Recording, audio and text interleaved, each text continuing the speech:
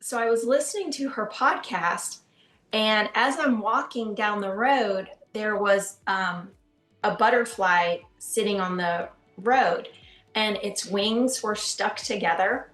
And I was like, oh, I wonder if that butterfly is okay. I reached my finger down to see if this butterfly was okay, and it got on my finger and walked on my finger and opened up its wings. Wow. Okay, so it's open, and it sat there forever. Like I feel like I could have walked all the way home with it. So anyway, I was like, oh, that was cool. So I go home and I look up the mediumship course that she was talking about in the podcast. And as soon as it opens up on my computer screen, there's a finger with the butterfly holding it wide open. And I was like, okay, like, does this mean I'm supposed to take this course?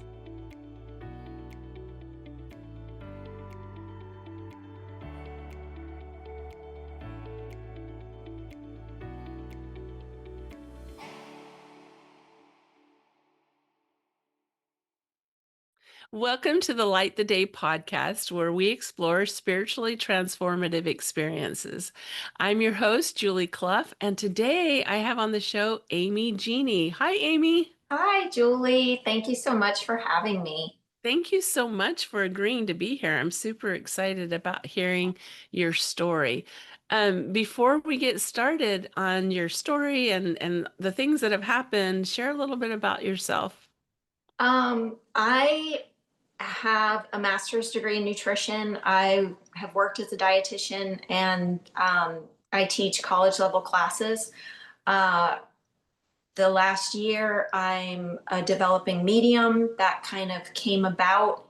Um, and that's been my main focus the last year. It's super exciting and really special. Yeah, that is really special. Yeah, we want to hear all about that. How dietitian, from being a dietitian to a developing medium. There's obviously things that led up to that. So take us back and kind of share the beginning of when you started to have, what we might call a spiritual awakening. Okay.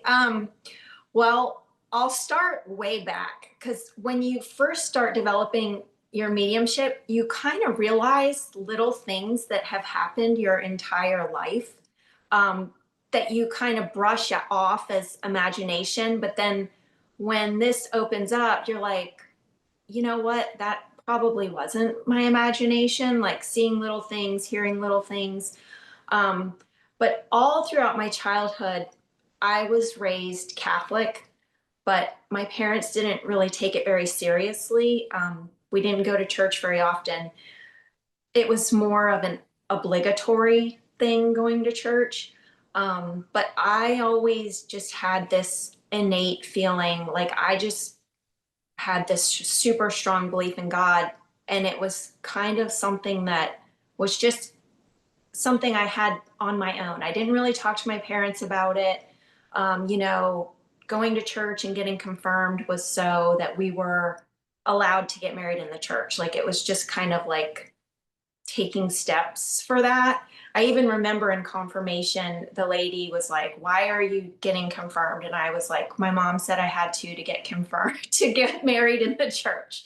Um, but anyway, growing up, I did just have these feelings. And I was also super anxious, just a very anxious child, anxious teenager, anxious young adult.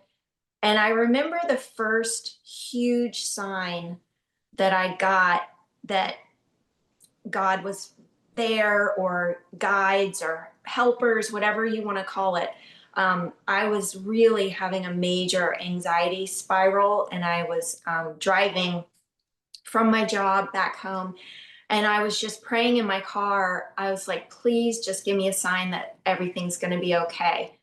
And in that moment, this car passed me, and it was covered in radio station bumper stickers. I mean, even like the windows and the windshield and the back windshield, like I don't even know how that person was driving. Um, That doesn't and even seem legal, does it? I know, I was like, okay. So I immediately put on that radio station, And as soon as I put on that radio station, the DJ was like, it's 2 for Tuesday. We usually play 2 songs by the same artist, but today we're going to play 2 songs about God. And this was like a rock station. Oh, wow. I was like, oh my gosh, that's amazing. So that kind of like, I was good with that sign for the rest of my life. I was like, that was so powerful for me. Um, but anyway, fast forward 25 years later, um, and my dad passed away unexpectedly. And, you know, when you have like a death, that can sometimes open you up to things because you're so desperate for answers because you just can't possibly imagine that that person you loved is actually gone. Mhm. And as soon as he did die, I can even remember being in the hospital room. I was just like, I just knew he was still there somewhere. I could tell he wasn't in his body, but I just felt like he was still there. Um, but that kind of prompted, this was about 5 years ago, that just prompted this big, you know, going to therapy and finding out about myself and realizing that my social anxiety was more just being a super weak empath and just, you know, when you're in a big group setting, you take on emotions of everyone. And sometimes when you're an empath, you gravitate towards the people that are sad or angry because you want to try to make them feel better. Um, but you, if you don't know anything about it, you can take on all of these energies, and it really is difficult. So, you know, my husband would think, well, you just have social anxiety. And I'm like, I don't know if it's social anxiety. I just get so overwhelmed in these social big group settings. So I started exploring that. That was helpful. But I kept feeling like there's got to be more. Like there's just got to be more. I just felt really empty. Um, I was super close with my dad. Like just we talked on the phone every day for ever since I left from college. We would talk on the phone, and um, I met a friend and she brought me to a cacao ceremony. Have you ever been to one of those? Oh. You drink this sacred cacao, and she did like a sound healing, and it was like a mind journey. Um, and her name is Candace Blair. And she has this group that she leads. Uh, it's a book club. It's a book club. It's like a self therapy book club. The book is called Alchemy of Becoming, Mm. um, by Diane Fulford and Karen DeGay. But it's a process of peeling away why you are the way you are, um, and getting rid of energy blocks and emotional, um, negative emotions that we have that we got that we inherited or that we got when we were born, and um, or that we acquired along the way, whether it's birth, you know, kindergarten, and you learn all these reasons why you are the way you are. And when you learn these negative things, you're able to get rid of them. And the more of these that you get rid of, the more open you become. And when that started happening, that is when I started getting all of these, I guess you want to call it signs from the universe. Um, I started listening to podcasts while I would walk. And I remember I was listening to a podcast, an interview with a woman. I don't know if you've heard of her. Her name's Deborah Schildhouse. She has a book, How to Chat with Archangels. Mm. It's it's a great book. And I was listening to her podcast while I was walking, and she said in the podcast that she took a mediumship course and it changed her life. And I remember thinking, a mediumship course, like I thought, you're just born a medium, like you're either a medium or you're not. And I thought, Oh, I was under that illusion as well. yes, I mean, I think a lot of people think that, like, and I've watched all the famous mediums on TV, and I just always thought, oh my gosh, that's so amazing. Like, I can't even imagine being able to do that. And so I was listening to her podcast, and as I'm walking down the road, there was a butterfly sitting on the road, and its wings were stuck together. And I was like, oh, I wonder if that butterfly is okay. Because the days before on my walk, I had seen two dead butterflies on the sidewalk. So I reached my finger down to see if this butterfly was okay. And it got on my finger and walked on my finger and opened up its wings. Wow. Okay. So it's open, and it sat there forever. Like, I feel like I could have walked all the way home with it. So anyway, I was like, oh, that was cool. So I go home and I look up the mediumship course that she was talking about in the podcast. And as soon as it opens up on my computer screen, there's a finger with the butterfly holding it wide open. And I was like, Wow. okay, like, does this mean I'm supposed to take this course? So I kind of like was like, I'm going to test this theory, like ask for signs and test it. So the next day I went on my walk and I was like, okay, if you want me to take this class, show me a feather and a heart-shaped leaf on my walk. And I was like, I wasn't even 2 houses away, and there was a huge heart-shaped leaf and a big feather next to each other on the ground. Oh, wow. I was like, oh my gosh, like this is There's not a crazy. lot of explanation for I that, is know. there? Well, I kept going with it. Like, my friends were like, you're crazy, but I kept going with it. So the next day I was like, okay, I want something else, like something, not a feather, not a leaf. So I was walking on the sidewalk and there was a bottle cap in the middle of the sidewalk, just like somebody dropped a bottle cap. Well, I picked it up and there was a cross on it. And I was like, well, that's pretty cool. So then I just kept going. My guides are probably like, you're the most annoying person. Because then later in the day I was like, okay, that the bottle cap thing was pretty cool, but I want something that like hits me in the face. So then I'm Be driving careful what home. you ask for. I just said just something big. So I had gotten the little cross. So then I'm driving home, and you know how airplanes make like the huge cross in the sky, like huge. Wow. Well, so the next day I was like, okay, you gave me a feather. How about a bird? Because I just still couldn't believe that I would be a medium or could take a mediumship class. You're like, give me a sign, give me an answer, but I can't actually believe the answer. Exactly. I get it. So I get I it. know. So the next day, I'm sitting in my car picking my daughter up from somewhere, and a hawk flies right in front of my windshield. And it's like they knew because I was getting double signs. So I was like, okay, well, there's my bird because I asked for a bird. And then we get home from school, and my daughter's like, hey, mom, let me show you these pictures from my field trip. So she had gone on a field trip and she went inside a bird sanctuary, and she shows me this picture and she's covered in birds. Wow. And I was like, okay, okay. So needless to say, I signed up for the mediumship class.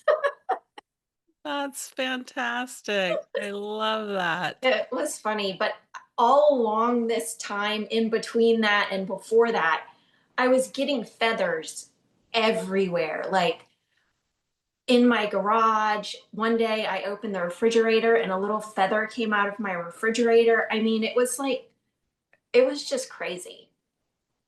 Wow. Wow. That is so interesting. You referred to this idea of being a weak empath. Yes, Can, like, can, I don't know that I've heard it expressed okay, quite that way before, so I just want to ask you about like what I when you meant by say that. empath, What I what meant that means. was very empathetic, but not protected. Ah, Like, not protected at all, didn't realize that I was an empath, didn't realize that I was taking on other people's sadness or anger. So that's what I meant, like an empath who has zero protection for herself. yeah. Or you could even say zero skills Yes, to be exactly. in the world as an empath. Yeah. Yeah, so interesting. And what because sometimes I work with people and they're empathic, but they feel like it's a curse and like there's no value in being an empath. And I'm always of the opinion there is so much value in being an empath, but like you said, you need protection or you need skills to be in the world. What do you think this might be kind of a weird question, but what do you think the value is of being an empath? Oh, I think it's super valuable. I mean, I I think empaths just having that emotional intelligence to want to help people and care about people and care about animals, or just being able to think about how someone's feeling in a situation, and provide that comfort. And I also feel like being an empath has led to the mediumship because, I mean, part of being a medium is bringing through that message and helping people heal. And I think if you care about the feelings of spirit, you care about the feelings of the sitter, you're going to work hard to bring through the message. And I don't know, I just feel like it's huge to be an empath, like Yeah. just to have that loving ability. I agree. I feel like it's such a gift to Mm-hmm. be aware of subtle energies, which is a lot of what being an intuitive or a psychic medium is about, being aware of subtle energies, and some people are more aware of than others, and Mm-hmm. like you said, being unprotected empath can be really painful, but when you learn about yourself and you learn that this is who you are, then you have an opportunity to change the course a little bit and like use Right. it as a tool and a skill and an ability rather than as a liability. Mm-hmm. What are some of the And things that you have learned that have helped you as an empath in the world? um I think just the power of prayer, I feel like, is really helpful. I think trying to ground and meditate every day and think about everything, kind of just processing things on a daily basis instead of letting things build up in your mind. Um, that helps me. And journaling. Um, and then also just like recognizing people in your life that are empaths. I know my daughter is an empath. Um, and just knowing how to do that for myself so that I can help her in the future, because I know what it's like to be that kid in the kindergarten class and the kid across the room is crying and you're crying because you don't even know why they're crying, but you're crying because they're crying. Right, right. Oh, So, yeah. but daily processing helps me. And just saying to yourself before you go out into a group situation, just kind of like pulling in that energy and just thinking to yourself, be strong and stand in your own power. You know what I mean? Yeah, that's really important. And you're actually reminding me of some things I need to do myself. I've been told that my energy goes out like 20, 25 feet. I'm like, oops, maybe I need to Yes, pull that's that what in a little bit. I know. That's what happened when I first started this alchemy book. Candace, the organizer of the book group, she did all of those numbers for me. And she said my auric field was 26 feet with zero protection. And I was like, Wow. that doesn't sound good. Oh, wow. And just being aware of that. I was at an event 2 or 3 months ago, and there were, and it was an event talking about these spiritual aspects and these, empathic abilities and so forth. And there were people at the event that were newer to all this than other Mm-hmm. people. And I remember this one woman walked up to me and she said, "Does this make any sense to you? Like, how do you do this? How do you manage this energy and so forth?" And I would love to get your take on this, but one of the things I told her is the power of our intention is so much greater than we realize. Like just Yes. just putting our attention and intention, like just being able to know, okay, my energy is out there 26 feet with no protection. Now I can use my attention and my intention to bring that in and Mm-hmm. create protection. What are your thoughts about that? Yeah, I think that's what you have to do. And, sometimes you feel like you're imagining it, but I mean, that's what I've been taught to do. And I also think it's really helpful when you have a group of friends that are similar mindset. Like, you know, I have friends that are Reiki healers. We have our big mediumship group. Like, just having people like that you can talk to about stuff like that, but they also remind you. Because I mean, of course, I don't remember to do this every day. But when you have a group that are, I guess, what do you want to say? Like your woo woo group? That's what people say, right? They help remind you. And we're like having like our circle, and our teacher is so amazing. Like that stuff just helps remind you, and every little bit helps. I totally agree. Well, and I don't know that I've mentioned it yet on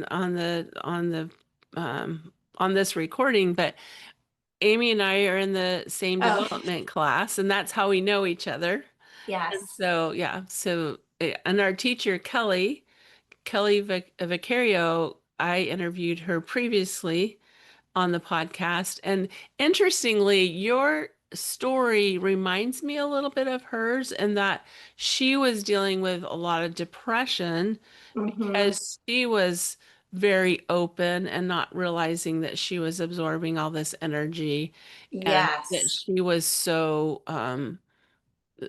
empathic, and Yeah. it was discovering her abilities that helped her. And I'm wondering, has it helped you as you've moved forward? I think so. I mean, sometimes I feel like perhaps it's my empathy for others that spirit saw in me, and thought, hey, I think she might be a good candidate for this. But yeah, Kelly, um, when my dad passed away, I was pretty desperate to have a mediumship reading. And that's how I met Kelly. Was She did a reading, and she brought my dad through. And it was a few months later, I had this nagging voice: schedule another reading with Kelly, schedule another reading with Kelly. And I was kind of like, well, she already brought my dad through. That's kind of all I cared about. But it just wouldn't go away. So I scheduled another reading with Kelly, and she's like, I really think we need to do a soul to soul reading. And I was like, oh, okay.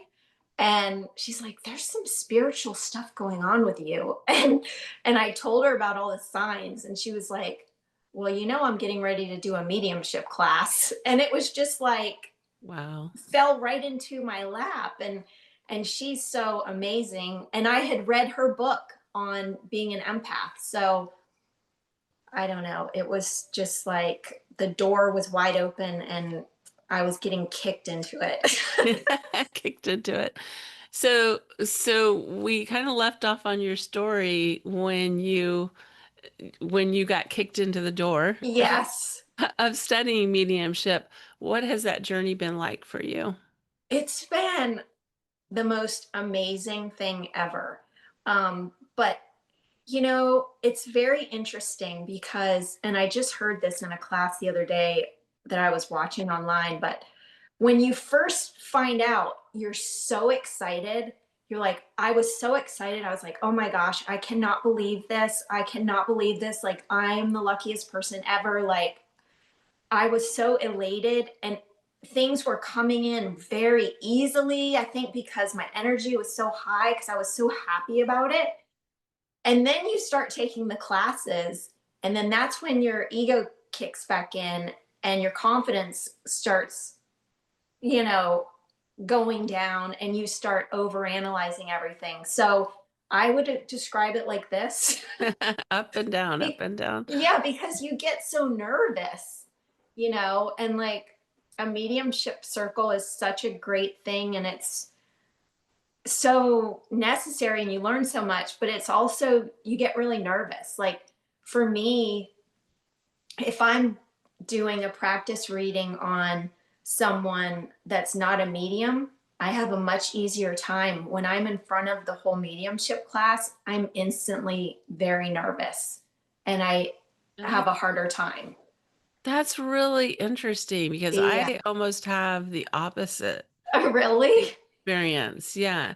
Because I feel like within the circle, we just all know we're practicing, and this is just like a playground, and come play and come Yeah. experiment. And I feel loose and relaxed. But then I'll have people refer to me and I'll do a reading, and some of them are remarkable, but I, I, I, I get into my ego head when I'm doing Right. it for other people because I care so much and I want to do a good job for people. That's true. Yeah, I've been pretty lucky that the practice readings I've done for people have gone really well That's for the awesome. most part. I mean, of course, there's people that are like, no, I don't recognize anybody. But that's the other thing you have to learn is you just give what comes in. If they don't recognize it, move on. There's nothing you can do about it. But I maybe I get nervous in class because I'm one of the newer ones. I don't know. I do get nervous though, even though Well, everybody's so nice. everyone is so nice and no reason for you to be nervous because you do an amazing job. Will you share maybe a couple of experiences that have really stood out to you in doing these readings? Um, Gosh, let me think. I, um, the first spirit that ever came through, I actually wasn't doing a reading. I was in a hotel room, and it was like 1 o'clock in the morning and somebody was beating on our hotel room door. And I was with my kids and my husband, and I was like, what the heck? Like, so I opened the door and some guy's like, oh, I'm on the wrong floor. Nobody else in my family woke up. So I'm laying in bed and I'm like, okay, maybe I'm awake for a reason. And then I hear this voice. This is um, Brian, and I need you to talk to my mom for me. And you need to get this mediumship going because I really need you to communicate with my mom. And this was a friend's son who had passed away about 5 years before that. And when he passed away, I pictured it, I thought about it, like I couldn't stop thinking about it, even though I didn't really know him.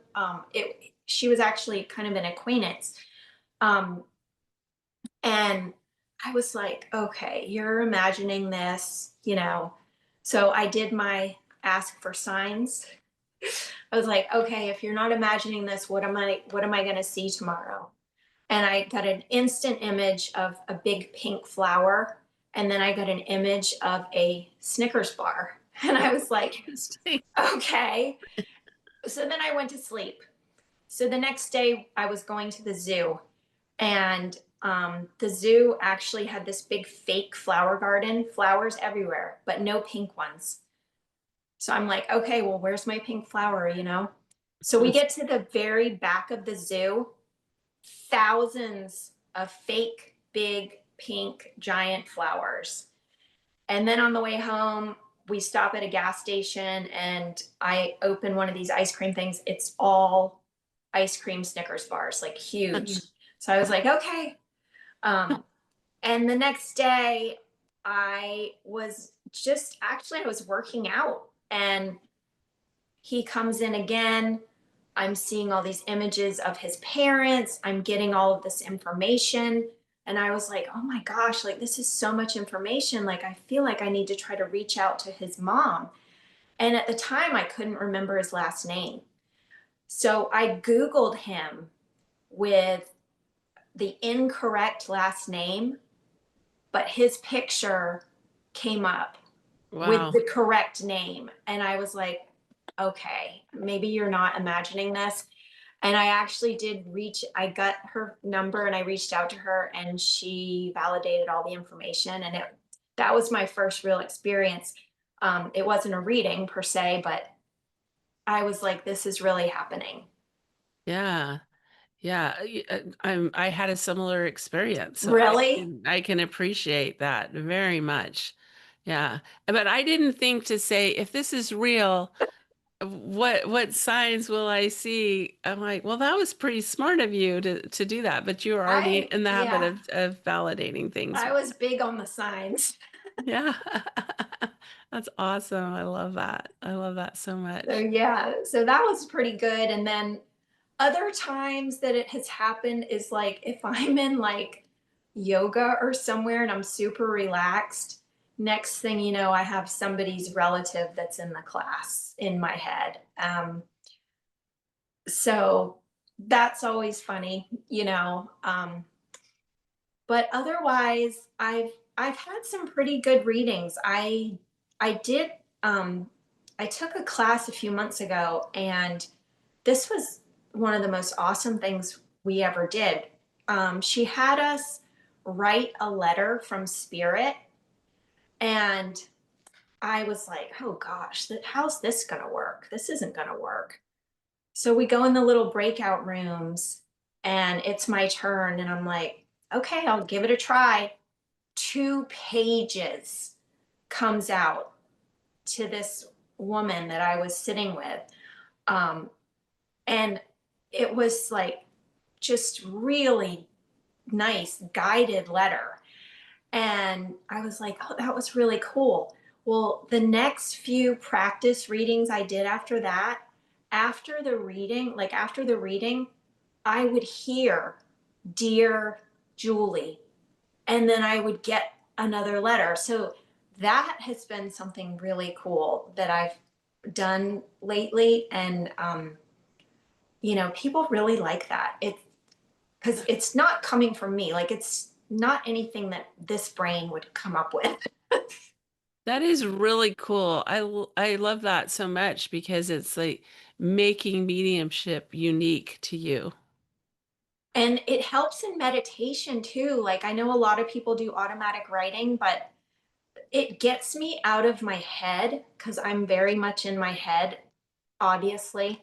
And this, like, if there's something that I'm worried about or stressing about, I can do it I can meditate, and then I get a letter to myself. And it's always just way better advice than I would come up with on my own. I love that so much. If someone's listening to this and they're thinking about their own spiritual path and they're thinking about, and maybe they feel drawn to mediumship or energy healing or something else and they have a little fear around moving in that direction, what would you say to them? I would say, I mean, of course, everyone's going to be a little bit fearful because it's a big change. It's a big change in your life, and you're gonna have people that aren't gonna resonate with that. Um, but I would say to do it because you're gonna feel better, and you're going to, whether you realize it or not, you're always guided on those next steps and those next classes or that next book. Like things pop up, people come into your life, and you look back and you're just like, oh my gosh, like with our group and with Kelly and everything that I've taken or read, it's just, you can just see the big picture. You can see how it all comes into play. Um, and it is life changing, but in such a good way, I feel like, you know. Yeah, and I loved what you said at the very beginning about how when this path kind of presented itself, now you're looking back on your life and seeing that, oh, this was kind of Oh always yeah. there. I just didn't recognize it, or I blew it off as something else, or but it really does change the way you see previous experiences. Oh, 1000%. Like I'm remembering things that my grandmother said when I was little that I'm like, oh, or things that happened to me as a child. And I'm like, okay, like it's so many things that, and you just don't realize it. And probably, 20 years from now, I'll be realizing things about right now, you know? That's so true. That's so true. Where do you see this taking you right now? And that may be a really hard question to answer, but just out of curiosity. I don't know. I kind of just want to see what happens and see, mediumship is an ongoing learning process. I don't have a business. I've never charged anyone for a reading. Like right now I'm just learning and practicing and helping, you know, people when they do a reading, even from a baby medium, they do get so much out of it. You bring through evidence, you bring through love. Uh, Having said that, as an empath, one thing I need to work on is not crying during my readings because I I've feel, had that experience. yes, I feel, like if someone's grandmother comes through, you can feel how much they love the person you're sitting with.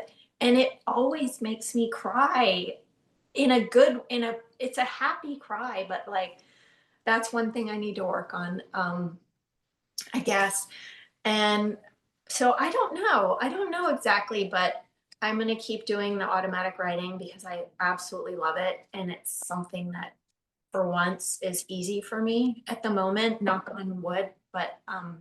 And I'm going to keep with our group in our class because I learned something from everyone in our class. That's the other most amazing thing ever is when my dad passed away, I was so desperate for a mediumship reading. And now that we're in these classes, I've had like so many readings. And it's amazing. Your grandparents come through with all this advice, and it's just, I can't even describe it. It's spectacular to get all of this feedback. Like I feel closer to my grandparents now than when I was little and they were actually physically there. That's amazing. Yeah. And it's so true because when they're physically here, we have the obstacle of location. Mm-hmm. They're living in one place, you're living in another place, but when they're on the other side, they have that ability to have their energy, their spirit present with you. Yes. And you know, as much as you want to have that with you and as much as yeah, I'm still trying to come to terms myself with like what how exactly does all that work? I have a lot of people on the other side And I know I feel their presence quite often.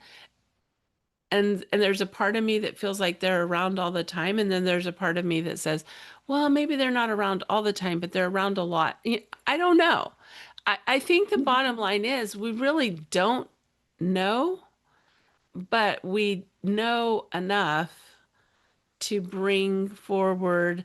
I remember your grandmother coming. It's funny that you mentioned, Yes, I it's funny you know. mentioned the emotions because I can still remember how powerful her love was Mm-hmm. for you and how, emotionally overwhelming that was. I will say though, I saw Teresa Caputo Mm-hmm. live, was that just this past week? And there were times in the reading where she got choked up. Really? Uh-huh. Yeah, and Yeah. I think that for me, this is the way that I'm processing this is, and all of you are just listening in on my thought processes here.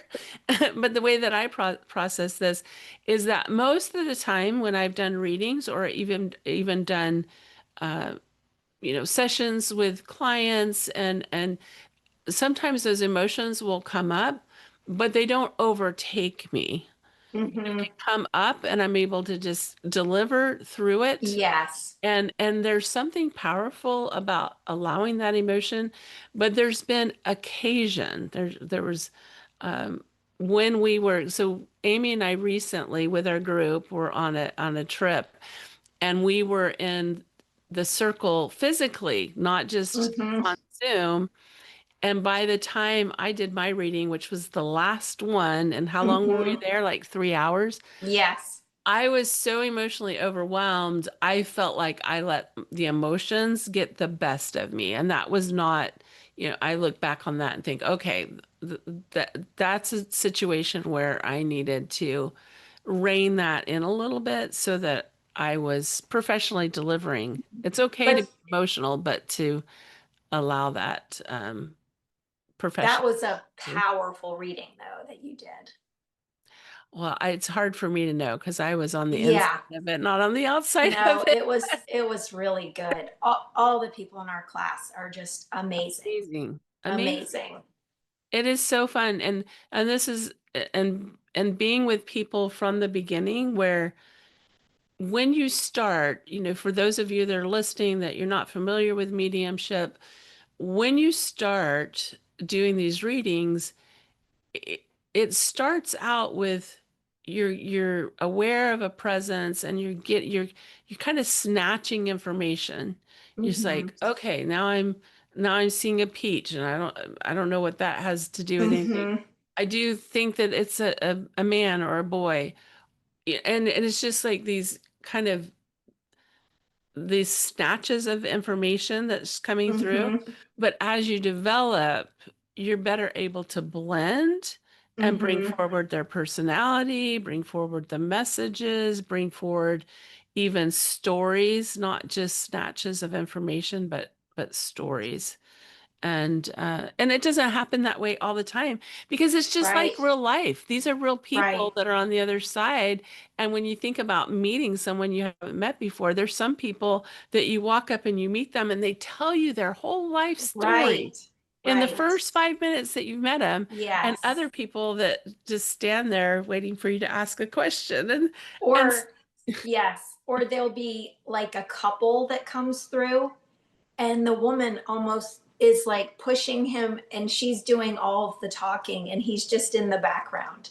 And that is always so funny to me. yeah, or vice versa. Yeah. Yeah, exactly. Yeah, so they show up with the personality that they had here. And so if Mm-hmm. someone was shy and standoffish, I've had readings where I've had somebody come through and I can just sense their shyness. And so they're giving me little snippets of information. And then as they come to trust you, then it starts to develop and you're receiving more and able to Yes. deliver more. I one thing we talked about once that I thought was so interesting is the young man that came through to me that was the first spirit that ever came through. I see him a lot with my dad. Like I get flashes of them together. And especially like with certain songs or something, I picture them like dancing together.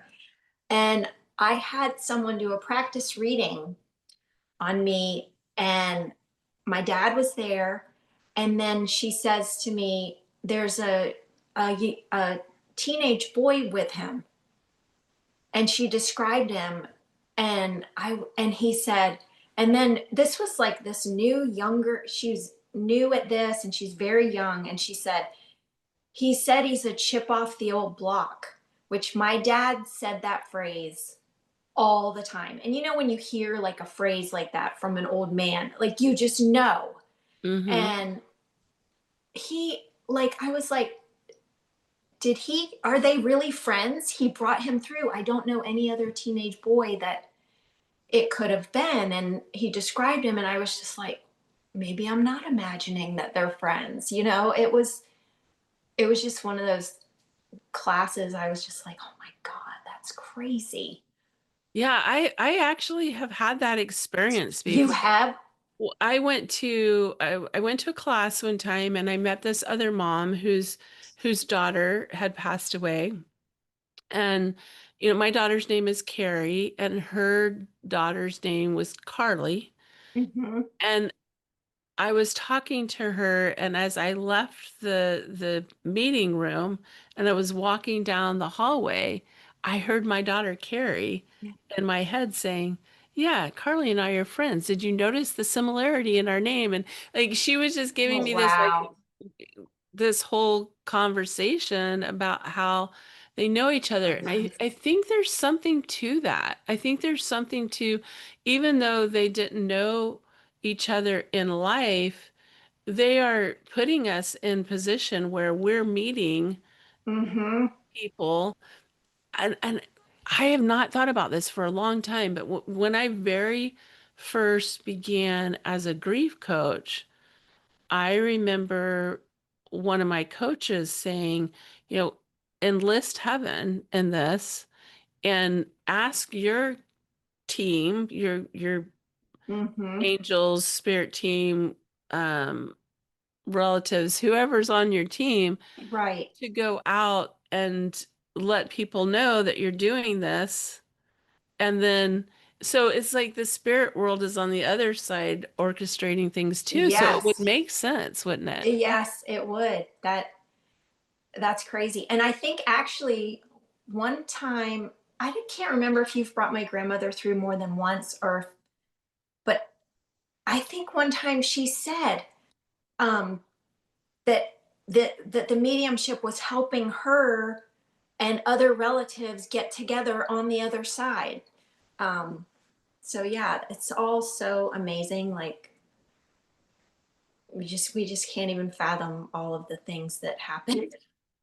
Yeah. Have you found any resistance to your work? And if you have, how have you handled that? Um, I haven't really told too many people unless I know that they're open to it. Um, I am scared. Of course, there's certain people I am afraid to tell. Uh, I feel like I need to be open about it. Um, and the ones that are resistant to it or, think I'm crazy, I really don't know what I'm going to do, to be honest. Yeah. But I feel like I have to be truthful about it. My kids are very supportive. My husband is very supportive. My son thinks it's so cool. Like he thinks it's really cool.